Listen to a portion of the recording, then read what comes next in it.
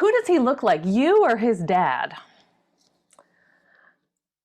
Who does he look like, you or his dad? I was asked this question by several well-meaning fellow shoppers last week in the checkout line as my one-year-old baby rode in the cart with me, smiling at everyone who passed and applauding them because he had just learned how to clap.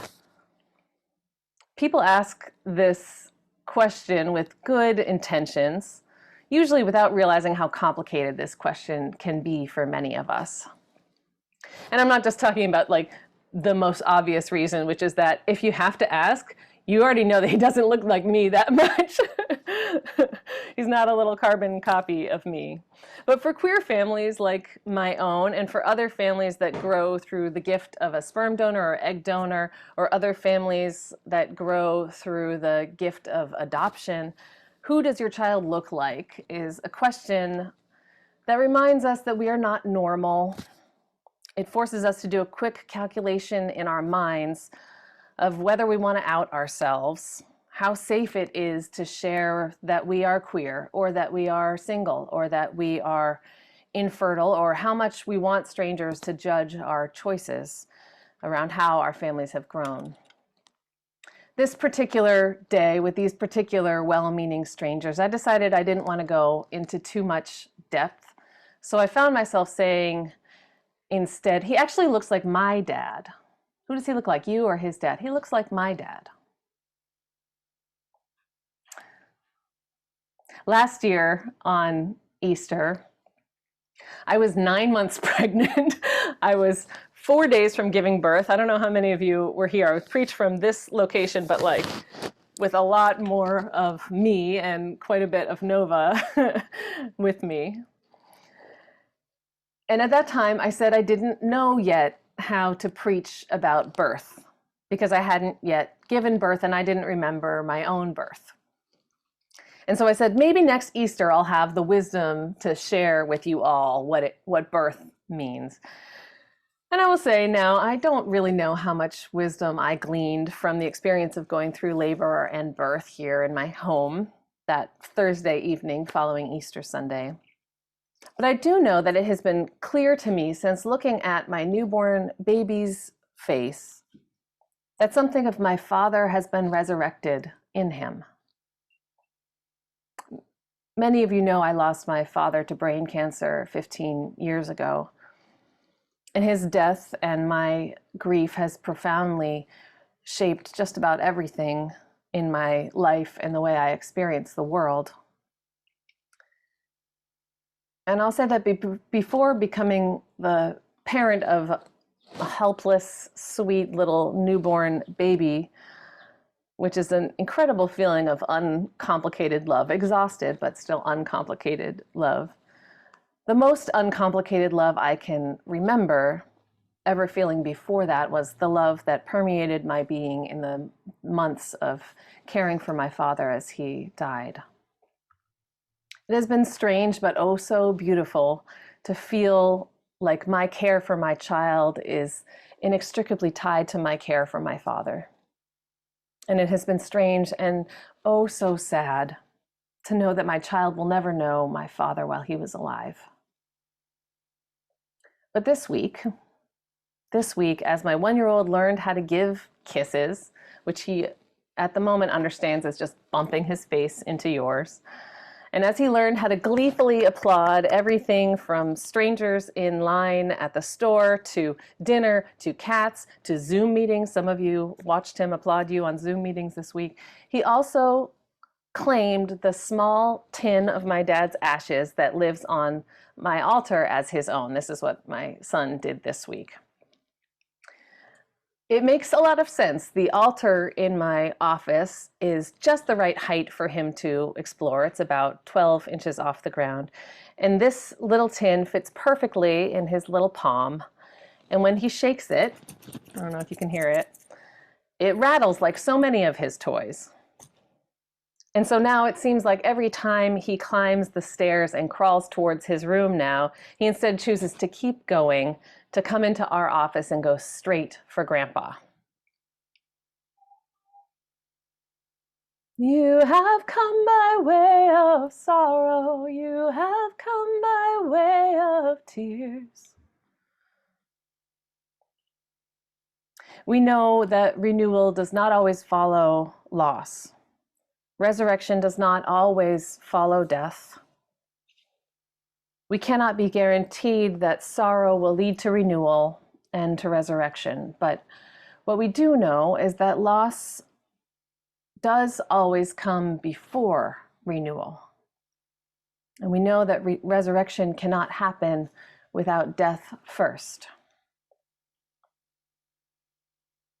There are lots of old theological stories about how suffering is supposed to be redemptive, says my colleague, Reverend Nancy MacDonald Ladd. Lots of old stories, she says, about how somehow by hurting, we are alchemized into better people. There is a story which says that God or the gods cannot giving us a blessing unless first we suffer, weep, and die, she says. There is an old story which says that all of this suffering is the price we pay for living, and that God's own self had to suffer so that we might live. And we know that many contemporary Christians interpret Easter this way, that God, Jesus, had to suffer that we might live, that we might be saved. We also know in this tradition that that was not how Christians thought of Easter for at least the first 1,000 years of Christianity's existence. It is certainly not what I understand Easter to be about. We need not come by way of sorrow to receive the blessings of beauty and life and joy in our world. My Father did not need to die in order for my Son to remind me of him with his cowlick and his upright posture and the shape of his face and the smile in his eyes. We should never praise our pain, our hardship, our trauma for bringing us closer to the holy, because doing so traps us in those cycles of suffering, traps us often in cycles of violence. As Reverend MacDonald Ladd says, redemptive suffering is just bad theology. Any God worth believing in does not demand that the world be broken again and again until progress can be made. But the spiritual journey is not a straight line. Growth happens in spirals rather than in a clear forward trajectory. As many of us know all too well, we pass by sorrow. We journey through sorrow on our way to joy. And then we carry memories of joy with us as we find our journey taking us back through the land of sorrow. Easter tells the part of the journey of Christianity that was the end of Jesus's life and the beginning of something new. Beginning of the new thing that was Jesus's friends taking up his teachings and his call to love and justice in their own lives and building a movement. Much as with any death, we seek to remember the departed one by carrying a little bit of their legacy into the living world. Gifts and blessings can come from this carrying on of their legacy, but not without first passing through sorrow, not without first being flavored by the salt of tears and the bitterness of grief. You have come by way of sorrow, you have come by way of tears, but you'll reach the destiny meant to find you all these years. I don't know if I believe in destiny, or at least I don't think that I believe in the way that a great many stories lay out destiny as this ending of glory foretold for the chosen few. I do believe in destiny the way that Unitarian Universalist minister and theologian Galen Gingrich describes our faith. We are a people who believe in one source and one destiny, he says. One source, that we arise from the same place, from the cycle of life and evolution, from whatever shimmering ground of being we call the holy. And one destiny, that whatever happens when this life is over, wherever we go together. whether that is simply into rest, simply into dispersal back into the cycle of life, or whether it's into an afterlife or something entirely beyond the realm of our comprehension. One source, one destiny. We arise from the same place, we return to the same place, and in between there is joy and beauty. And yes, there is fear and there is sorrow and there is love and loneliness, and then there is more love. You have come by way of sorrow. You have taken a long way home, but the love that waits for you, you will someday come to know. You will one day come to know.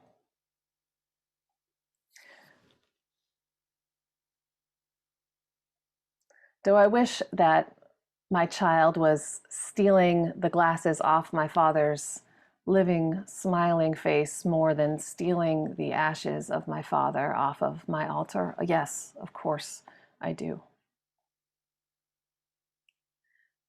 And yet, that is not what has happened in my life. I have passed by way of sorrow in order to find the future that has come into being for me. So, my friends, wherever you are on your spiral journey of your own unfolding, whether you are in the land of sorrow today, or whether you are in the land of joy or the stony ground between, whatever burdens you carry with you this morning, whatever alleluias lift your spirit, may you find the renewal that does not require your pain but honors what you have suffered. May you experience the resurrection that is not only for those who have felt death's sting, but carries the tender memory of love as a holy gift. May we know ourselves as joined with the whole human family in sharing one source and one destiny. And may we never forget, may we always remember that that source, my friends, is love. That destiny, my friends, is love. Alleluia and amen.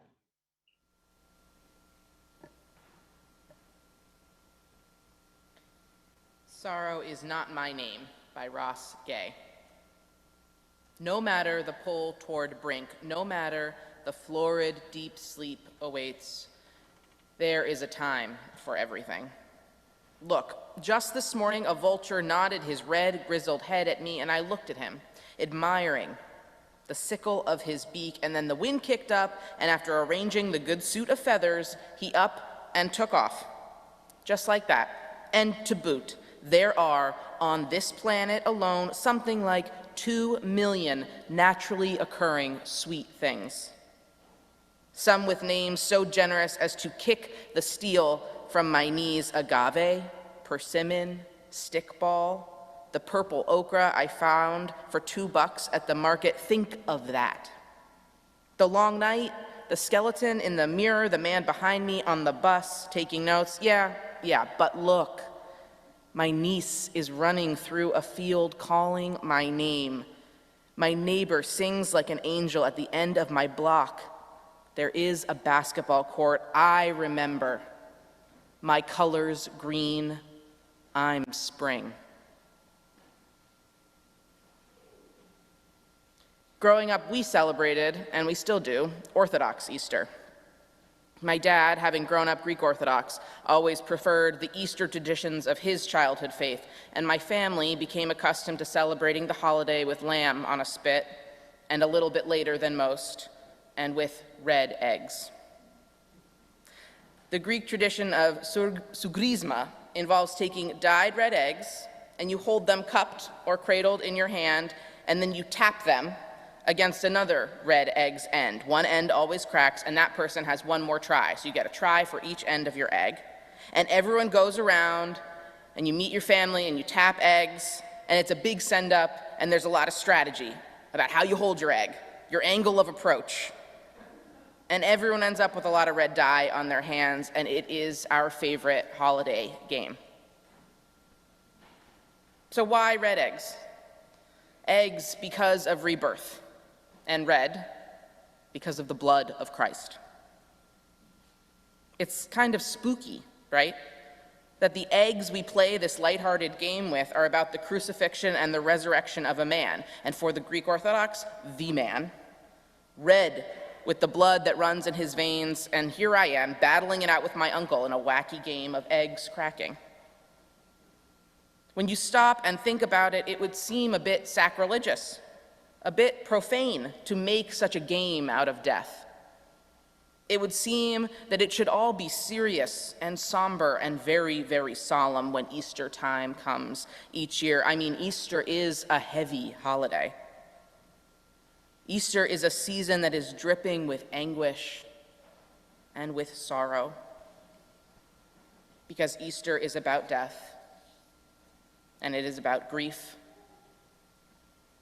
Grief, the cruelest of human experiences, the void, the empty space we must contend with when someone we love dies. Grief is cruel because it isolates you. It makes you feel so alone. It tells you lies about that no one has ever felt like this before. No one knows the depths of despair that you feel. Because how could they? When every atom of your being, every bone, every joint and muscle are sore with sadness. You alone know grief. You know it best, and you are sure of it. But in the days that follow, those impossible days after a death, when it feels that the world has ended, it has ended, and you cannot believe that people are being so casual, just going about their business with their coffee cups and their haircuts in those days of anger and isolation, we plan our services and our funerals, our memorials, and our rituals. They are a set-aside time to gather with others and to be reminded that you are not alone in your grief. Others feel it too. They are a time set aside to examine the contours of that void left behind, each person's experience of the loss different but the same. We meet one another there. Like the words from our call to worship, we meet one another. We meet one another there in our pain at the ritual of death in order to transform it. Easter is a ritual of death. It is in the games we play sometimes that pierce the shroud of grief, to create laughter when we might want to cry. Easter is a ritual of death, and it is in the coming together that we remember, to make the story of Jesus' body echo throughout the ages, that we transform it into something that makes us want to sing when we might otherwise want to cry out with grief. For all that is commingled together, all that is bound up in one big mess, that is Easter too. It's a mess. Just when we feel we are pulled to the brink of grief, when we are staring over the cliff at the abyss of sorrow, life calls us to laugh. And the stupor of loss is punctured, if only for a moment, by a red egg game or a perfectly braided loaf of bread. For on this planet alone, something like 2 million naturally occurring sweet things are happening at any given time. Alongside the hard and the inevitable, there also exists the purple okra, Ross Gay writes, and the warbler and the neighbor on my block who sings opera scales. Just when we think that Easter is only about death, we are reminded that it is also about hope and renewal and love, for it is love that gets the last word here. Love gets the last word because it is in the love we share and the love that we give that our story lives on. Our spirit is resurrected. Unencumbered by body, it is through those that loved us and we loved that we are remembered, made whole and wholly new. And it is love that calls us to the rituals of death, love that calls us to be with one another in community, love which combats the lie that grief would have us believe that we are alone.